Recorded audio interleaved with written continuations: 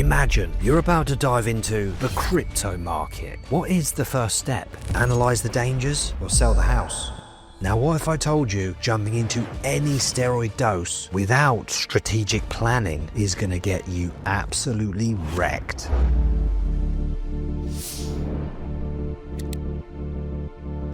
There are guys out there messing themselves up on 200 a week. But why is this? Can you actually titrate the doses up to safely hit God mode with over 2 grams of juice? And just like in crypto, understanding risk management and applying it isn't just important, it's everything.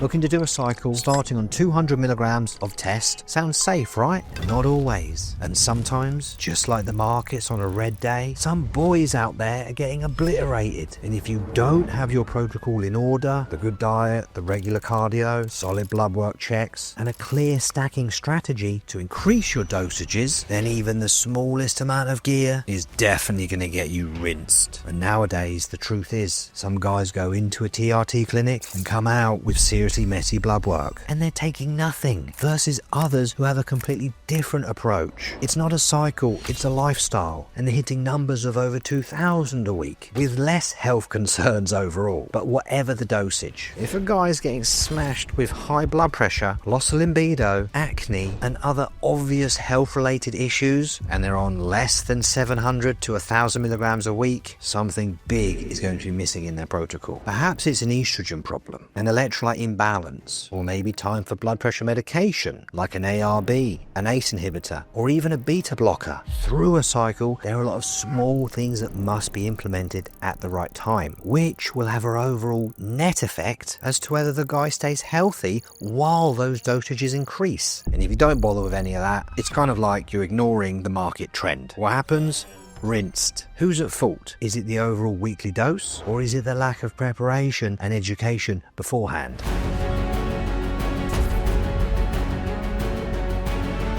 2,000 milligrams of anabolics per week sounds insane, right? For most, it is. But here's the twist. If you avoid the harsh compounds, add the safe ones in gradually, and let your blood work be the guide, it's not actually as crazy as it sounds. And in my current cycle, I go for those safer options. Compounds that deliver progress without turning my health into a time bomb. And sure, I do like to add in some experiments along the way. But why is that? Well, firstly, real experience is the best data, rather than guessing and just trusting hearsay. And secondly, I want to educate and raise awareness with facts, not theories. So let's think of dosages like a smart crypto trade. Assess the trend, find your entry point, but don't go all in at the start. And skipping blood work at any point, well, that's like betting on a meme coin. Your gains might skyrocket if you get lucky, but a few days later, you could be sweating buckets, questioning reality, and even yelling at the dumbbells in the gym. So this game is not about blindly following others. Like, don't blindly follow me. It's just about creating a balance. Start slow and fine-tune the dosages for the body. Monitor health levels monthly. Gradually increase the dosages from the data that's in front of you, and taper down if you ever run into trouble, because it is key to maintain the results that you work so hard to get without crashing your health levels. So steroids are not about excess, they're about strategy, managing risk, and knowing when to step back. Now, if you're wondering how I managed to do a 12-month cycle side effect free, watch this video. It lays everything out in crystal clear detail. But let's face it, a crystal shatters under pressure, but diamonds, on the other hand, they're forged in it.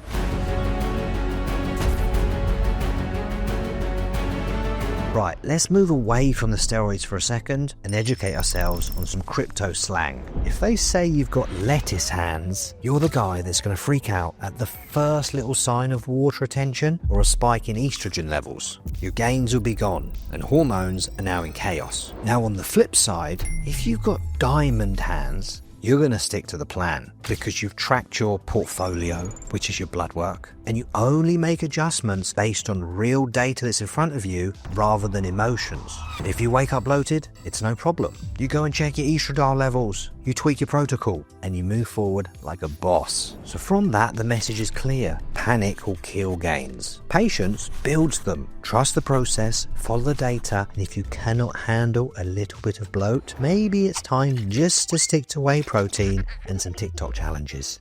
Because if you wouldn't load up the trolley, put all your life savings into a meme coin called TrendFi Turbo, why would you gamble with your health on gear? Our bodies are blue chip investments, so let's treat it that way. Some boys out there are just not mentally suited for higher doses. 200 a week might feel like climbing Everest, and that really is solely down to the fact that they don't have a plan. So when things go wrong, they freak out. It's like their first time yacht owners, and they're sailing into the storm, and they don't have a clue how to steer. What's the result? They're sunk before they've even hit the waves.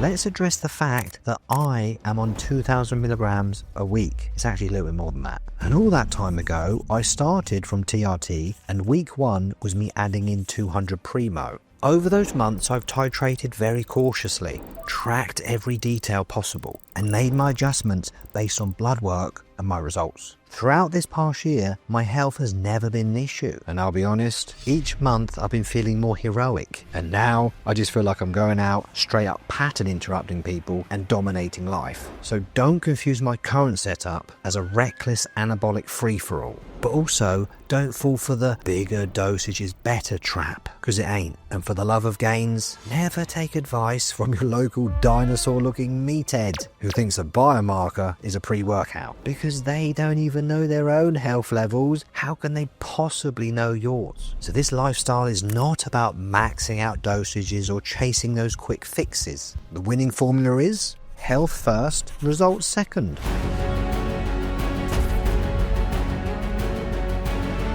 Question for you. What's the real backbone of any steroid cycle? Lifestyle. So let's aim to get active. Start your day with morning fasted cardio and get a total of 10 to 15k steps daily. As this isn't just for fat loss, it is to keep your blood pressure, your lipids and your recovery on point. You can't just hit the juice, blast the weights without doing the groundwork. Otherwise you risk a double top.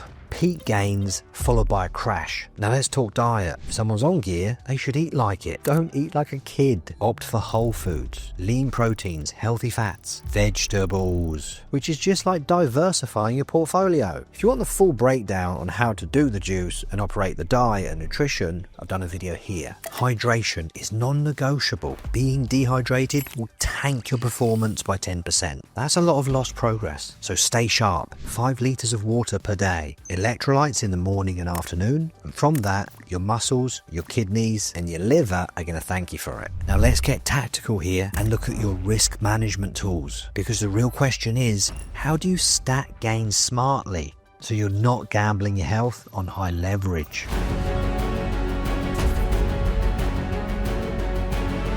It's not about stacking anything you can get your hands on, it's about stacking the right stuff. The basics are multivitamins, omega-3s, magnesium, vitamin D3 and electrolytes. These are your stable coins, used for a great foundation to manage risk even more. TUDCA, NAC and injectable glutathione. These are the defensive plays for your filtration system. But remember, at any point the cycle can turn against you. Maybe you try to lower your cholesterol. Instead of using a supplement like citrus bergamot, you go into heavy and you use ezetimibe.